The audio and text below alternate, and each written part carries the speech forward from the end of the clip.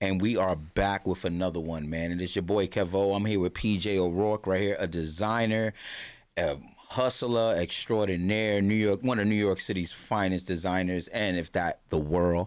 What's up, brother? That's correct. If you're one of the finest designers in New York, you're one of the finest designers in the world. Talk about it, man. So let's just get right into it. What brought you to, where are you originally from? So I was born in Oklahoma. Okay. Pretty much grew up till I was 19 and had to embark on an adventure, man. I had to get out and see the world. And, I'm very appreciative of my time in Oklahoma because it allowed me to, let's be frank, be bored. Okay. So that I could hone my talent being an artist. There's a lot of opportunity to, for growth out there because for me individually, at least, because I was able to just have a lot of spare time to draw, sketch, imagine.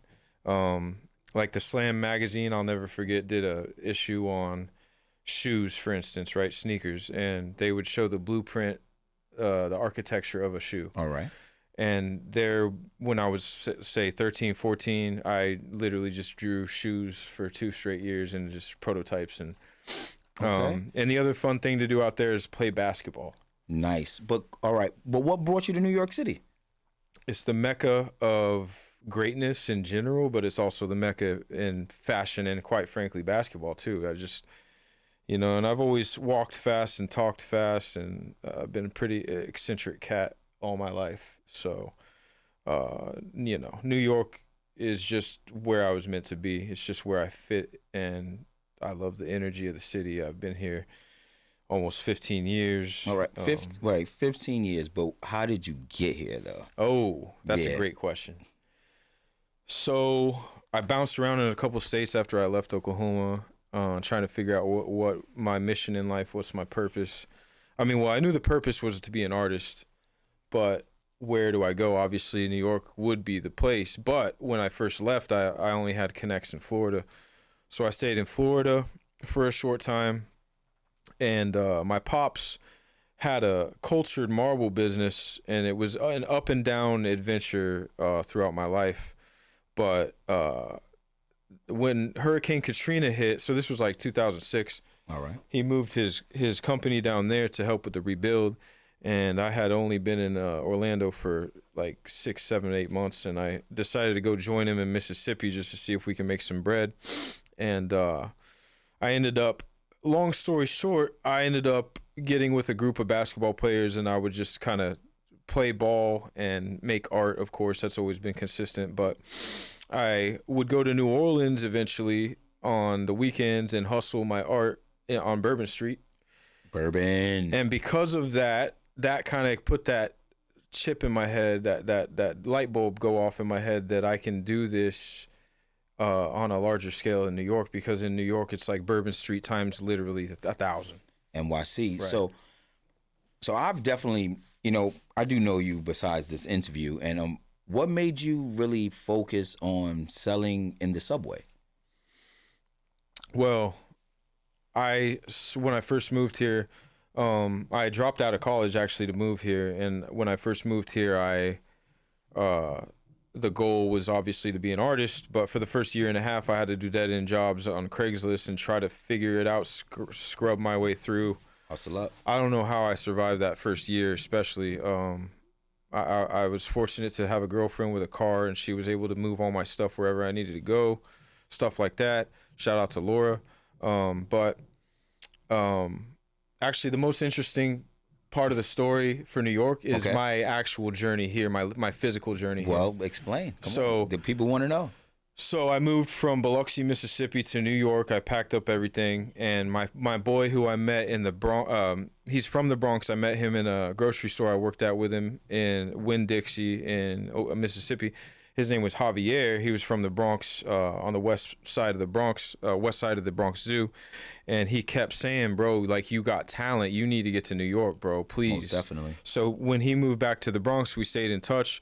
And I eventually scuffled up some cash to take a Greyhound bus to meet him at the Port Authority.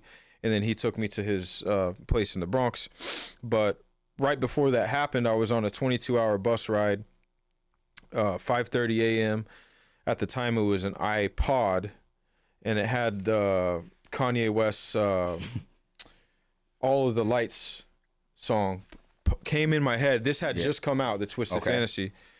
And I literally woke up to the All of the Lights interlude with not the actual song, but the song before it with the orchestra and the violin.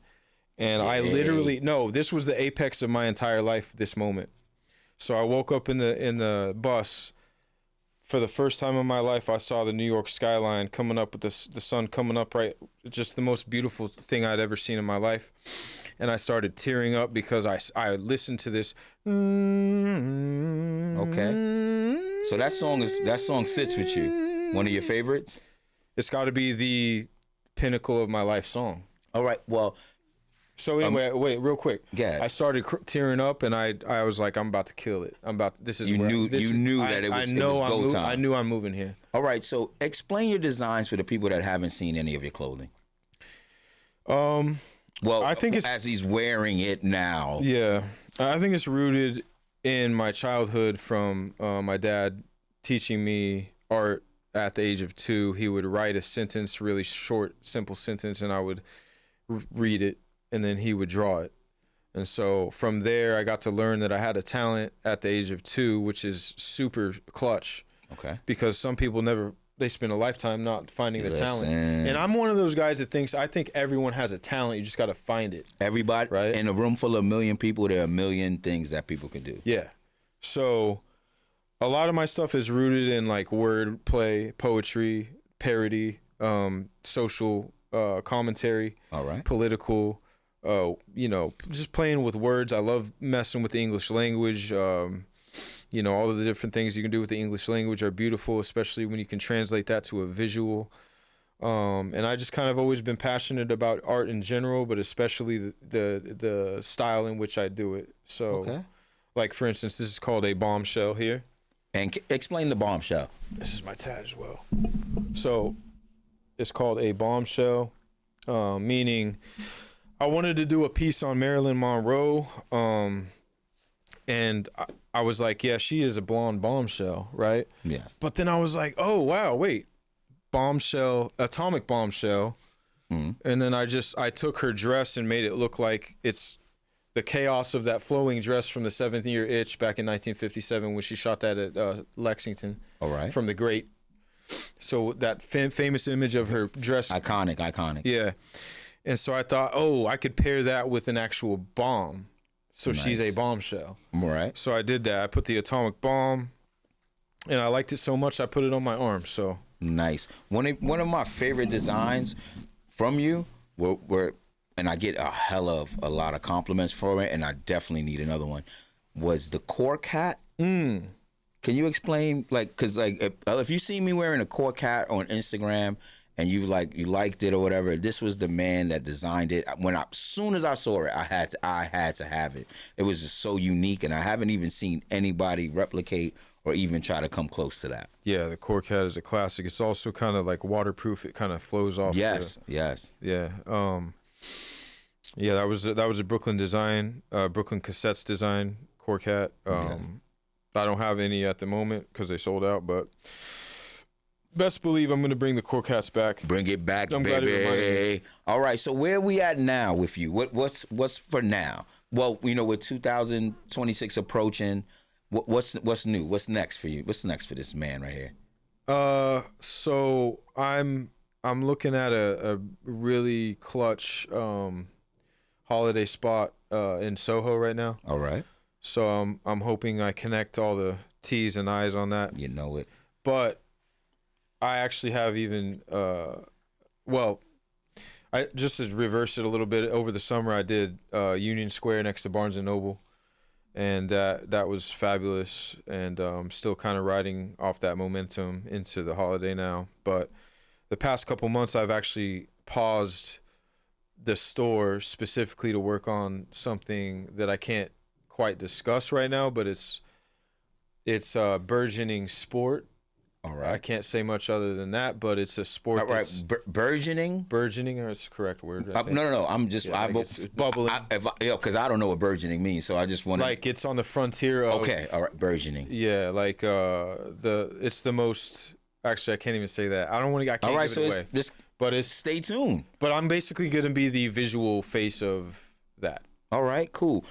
I think we won't touch on more of how we met, but like we did an event one time in New York City, and like the claim to fame is definitely we sold like you sold like a $700 huge ass painting. What country did it go to? Well, it wasn't. Old Man it wasn't Hustle, shout this out. big. It but was pretty big, It was bro. like 3 foot by 2 foot. Okay. Pretty big. I sold it to this couple of girls visiting from Australia. Oh yes. And that was my first painting I sold in Manhattan, which is really cool. Gotta go get me a sneaky cheese. And I couldn't have done it without your boy. Oh man, listen. When I see things that are unique, and I see people that are like just like you, that just bleed the talent and the passion, I stick close to them. And you know, we've been friends regardless of if they just seen us for the first time for many years. Our relationship is going to continue, and ups, downs, lefts or rights, man. You are definitely one of the unique dudes, even down to the socks. If you haven't, you can check out his socks right here. I was like, put your shoes on. He was like, screw my shoes. These are my socks. Until I have my own shoes. Yes, which is coming. Oh, Yeah. All right. That must have been a segue into PJ could dunk, y'all. This dude could dunk. He could dunk. Don't bet him. I'm ruining your money. I'm ruining your side money. This white man can jump. I'm just letting you know. Do not bet this gentleman. You will lose. But I see you brought a couple of your designs with you, and I would definitely love the people to see them and know where they can purchase them and they can follow you. So Sure. What you got? I see you got another one of my favorites back there, but I'll let you introduce. That one's for you. Talk to me. Yeah. So first of all, I just want to go over the socks one time real quick. Go ahead, So man. this is the famous Gene Kelly All right. singing in the acid rain. Mm. So there's acid raindrops on the sock, and he's holding himself up like that famous image.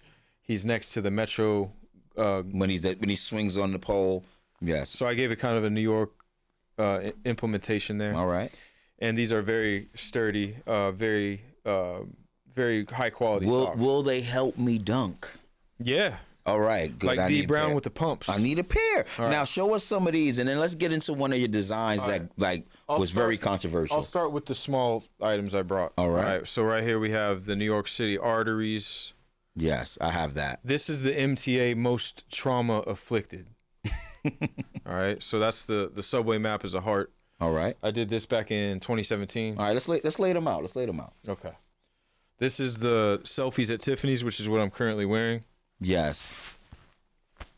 That so it goes on the chest there. This is one of my favorite actresses of all time, Audrey Hepburn. She was just it. Yes. And so I decided to take that famous image of the cigarette holder, turn it to a selfie stick, give it a modern day twist, a little social commentary mixed with the beauty and admiration I have for Audrey. Hotness. This is the Brooklyn cassettes I was talking about, the cork hat. But this is actually, obviously a separate product, but this is the same design essentially. It's a cassette tape. I took this concept with the swordfish font that came from the Hello Brooklyn campaign when they moved to Brooklyn All right. from New Jersey. And so I decided to just go with this old school cassette tape. Man. People love it. I mean, my dad literally is like, it makes no sense. How are you selling that? And I'm like, it's fly. Sometimes you don't even. Sometimes it's just fly. Yeah, and so it kind of took a life of its All right. own. Show us a few more, and then let's get into the clothes for sure. Yeah. All right. This so is actually my brother's favorite. this is the rotten apple. Trains are the worms. Turnstiles the stem. Metrocard is the leaf. Manhattan is the core, and Central Park is the seed. Nice. New York kicks. Speaking of pops, this is actually my pop's favorite design. Shout He out said, Pops. You know what, son? I really love the New York. Does he kicks." sound like that? Sort of. Okay. So we have the pigeons on the telephone wire with the shoes hanging, the sneakers, the kicks hanging. Yeah. This This is New York colorway. It's one of my favorites. One of my favorites. Yeah. I'll set them up. Come on, go ahead, keep going, brother. This is the same one on my pants, a bombshell, but this is the chenille patch. So it's a little furry, a little ruggy. Chanel.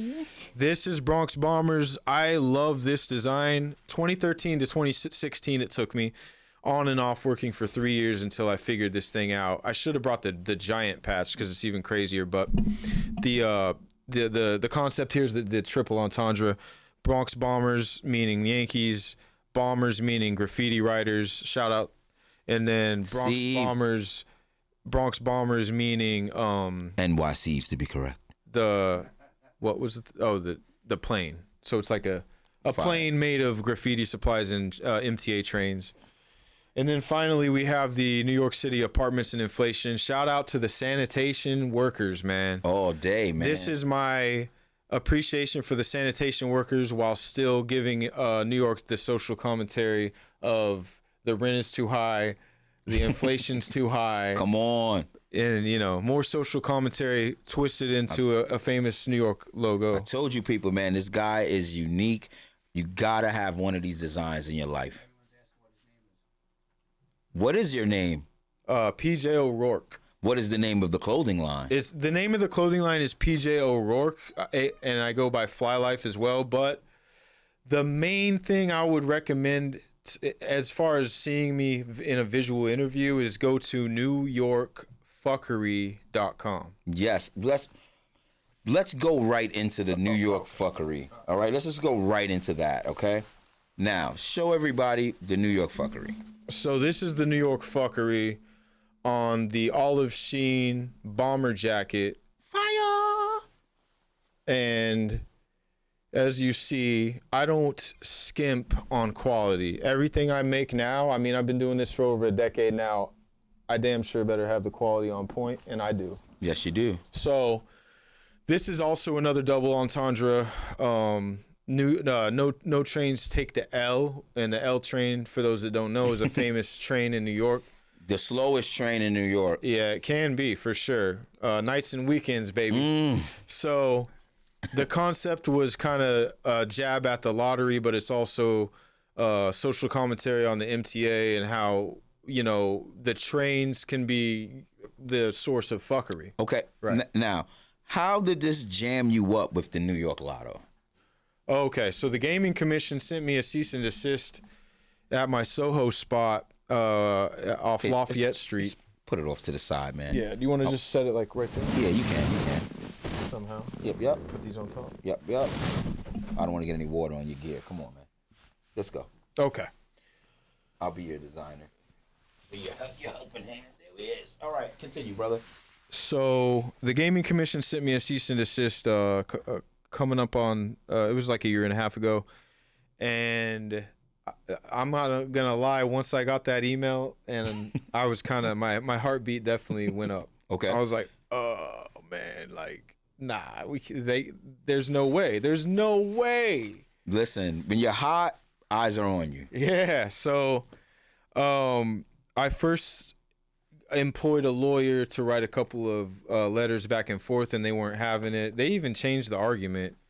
Like, at first it was people going to get confused for a lotto ticket. Obviously, I'm not selling lotto tickets. This isn't a lottery ticket, man. And then their argument changed after the lawyer wrote them back. They were probably expecting me to say nothing and then get an automatic judgment against me. All right. So, I don't play that route. So if I'm going down swinging. You Bronx bombing, definitely. Yeah. So that wasn't working either with the local lawyer, and they kept writing back, and I was like, all right, now it's starting to get dicey because I don't have the power, I don't have the money to fight this. Okay. So what happened was I got a DM when I exposed them on Instagram. I got a DM from somebody saying they gave me a link to thefire.org. Okay. Which is a First Amendment-based help network of very powerful lawyers around the world. So I put in my inquiry. Yeah, so I put in my inquiry about what happened, and they took about a month to get back to me, 5 weeks, something like that, but they finally called me just in time, too. And I'll never forget it, bro. He called me and he said, Harrison called me and he said, hey, does anyone has anyone taken this on? And I said, yeah, I got a guy. He said, don't worry about that. Like, Wow. we're gonna handle this. Wow. So And how's your sorry to cut you off. How's your standing now? So are you free to New York fuckery the world right now? NewYorkFuckery.com will always be a website. Perfect. With the New York Fuckery gear. Because what they didn't figure out, or maybe they underestimated me, is that the freedom of speech and the First Amendment does exist still, even if we could even argue about that. But in this instance, it 100% exists. There's plenty of precedent in the court of law on my side. The parody law enacted here. I changed up the logo so much. I mean, I changed up the logo in the corner. I changed up the word. There's really nothing they can do. So Covington International got Adam. What's Covington? Covington International is a firm that represents Microsoft, NBA, MLB, NFL. So this is the big heavy hitters. The firm. So once the gaming commission got that letterhead in, I don't think they I think they shriveled up a little bit and decided that that the Covington International made them flaccid. Oh, they weren't with the New York fuckery.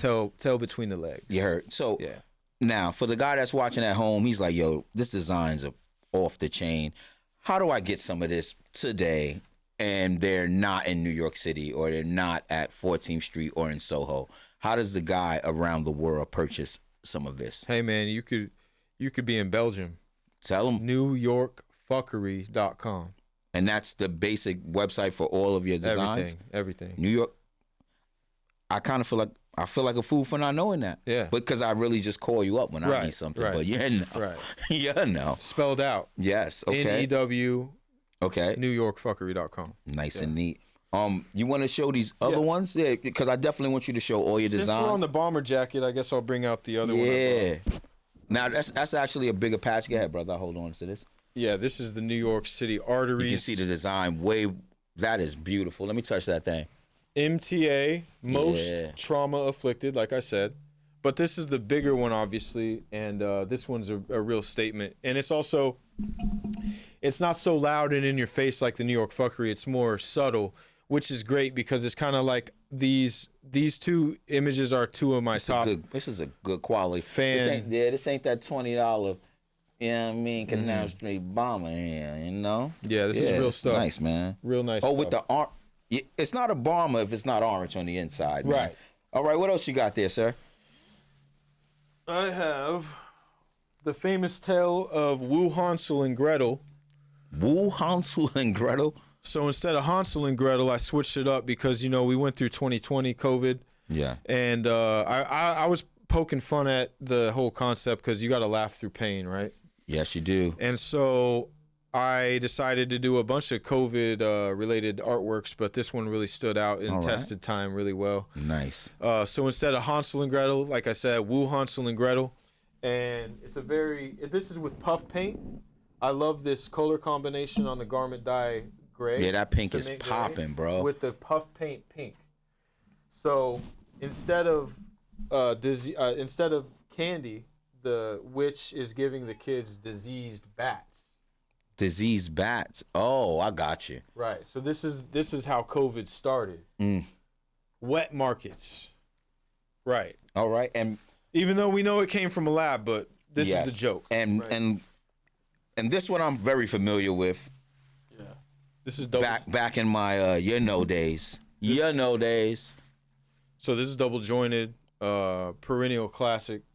I thought of this in 2013, actually, around the time.